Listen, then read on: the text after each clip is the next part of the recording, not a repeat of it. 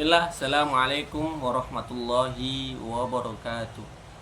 Innal hamdalillah nahmaduhu wa nasta'inuhu wa nastaghfiruh wa na'udzu billahi min syururi anfusina wa min sayyiati a'malina may yahdihillahu fala mudilla lahu wa may yudlil fala hadiya lahu. Asyhadu an la ilaha illallah wa asyhadu anna Muhammadan abduhu wa rasuluh, amma ba'du. Bersyukur kita kehadirat Allah Subhanahu wa taala yang mana sampai saat ini masih diberikan kita begitu banyak nikmat sehingga kita dapat kembali menghembuskan napas di dunia ini. Salawat beriringan salam atas Nabi besar kita Nabi Muhammad SAW, yang mana berkat beliau lah telah membawa kita dari zaman terpuruknya akhlak hingga zaman yang buruk karena. Di dunia saya sini ingin mempresentasikan pembahasan dari mata kuliah filsafat, yakni pembahasan perbandingan ilmu dan pengetahuan.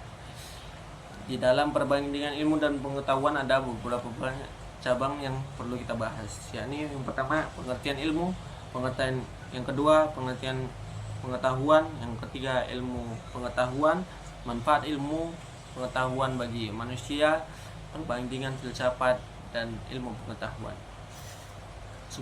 Sebelumnya perkenalkan, nama saya Faiz Alabid.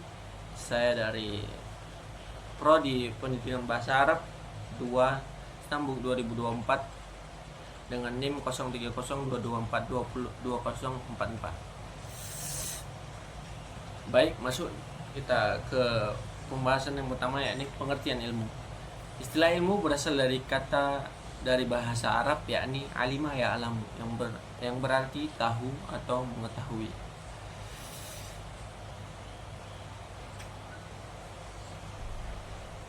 Wan Muhammad Daud memberikan gambaran yang jelas perbedaan pemahaman mengenai ilmu antara tradisi barat dengan Islam, yakni bahwasannya tujuan Islam menuntut dalam pencapaian ilmu adalah mencapai ridha Allah, karena Allah sejatinya adalah yang menciptakan ilmu tersebut sebagai sesuatu yang berasal dari Allah. Maka bagi para menuntut ilmu diharuskan untuk senantiasa mendekatkan diri kepada Allah Subhanahu wa taala.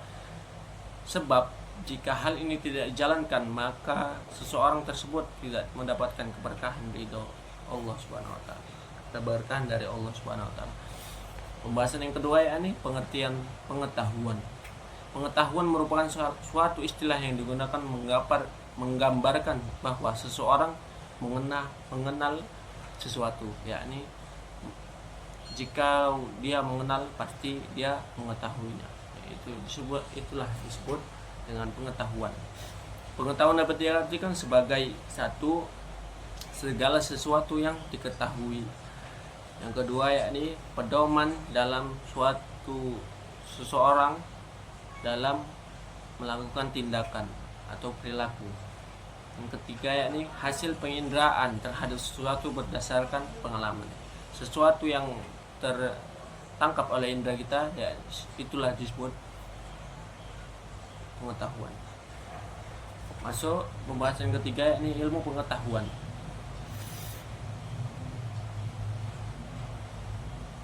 Ilmu pengetahuan adalah rangkaian konsep dan kerangka yang saling berkaitan dan telah berkembang sebagai hasil percobaan dan pengamatan serta pemanfaatan untuk percobaan dan pengamatan lebih lanjut. Puju Wijatno menyebutkan bahwa terdapat beberapa syarat agar suatu pengetahuan dapat dikategorikan sebagai ilmu. Pengetahuan belum disebut sebagai ilmu sebelum mempunyai 4 kriteria tersebut, yakni satu, kriteria pertama ini berobjek material dan formal. Yang kedua, metode, memiliki cara dalam mencari kebenaran. Yang ketiga, sistematis, yakni keterkaitan antara satu dengan yang lainnya. Yang terakhir, yakni universal, yakni secara keseluruhan. Manfaat ilmu pengetahuan bagi manusia. Yang pertama, yakni mengembangkan ilmu pengetahuan, teknologi dan perindustrian dalam batasan nilai ontologi. Yang kedua, mengembangkan ilmu pengetahuan, teknologi, dan perindustrian dalam batasan nilai epistemologi. Yang ketiga, mengembangkan ilmu pengetahuan, teknologi, dan perindustrian dalam batasan nilai etis.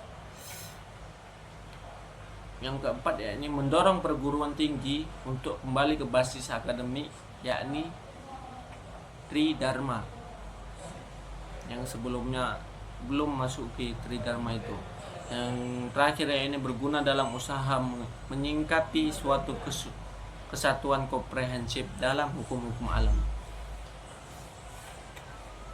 Ya, pembahasan selanjutnya yakni perbandingan filsafat dan ilmu pengetahuan.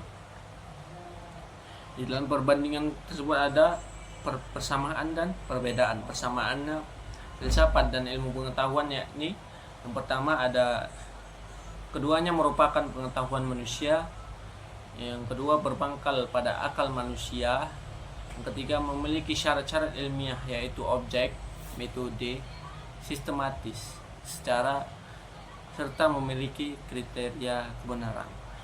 Yang terakhir ini bersifat rasional dan sistematis.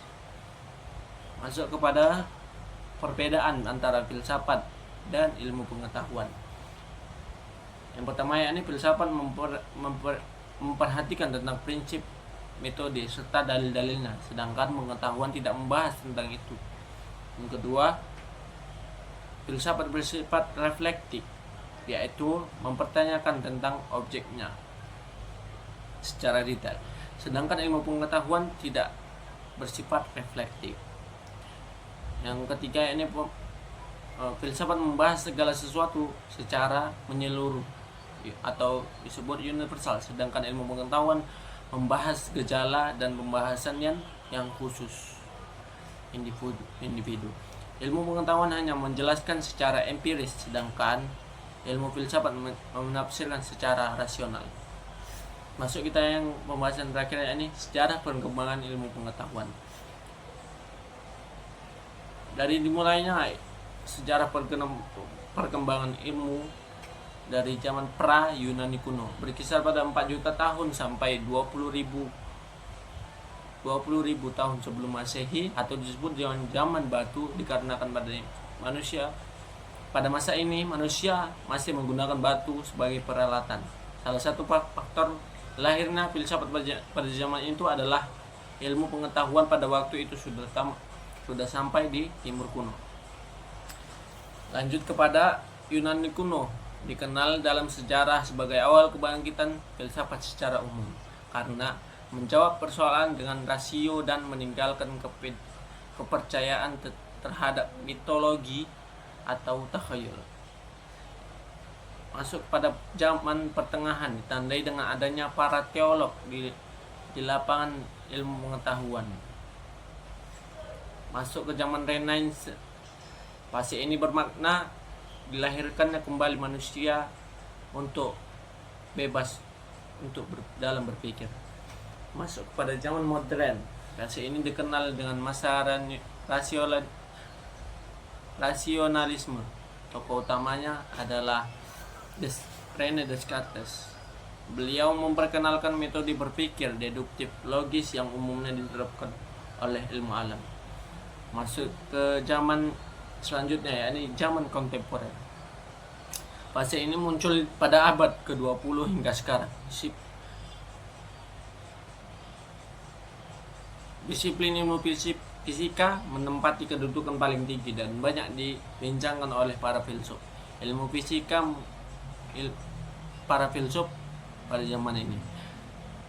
Ilmu fisika merupakan unsur dasar ilmu pengetahuan yang subjek materinya mengandung unsur fundamental yang membentuk alam semesta.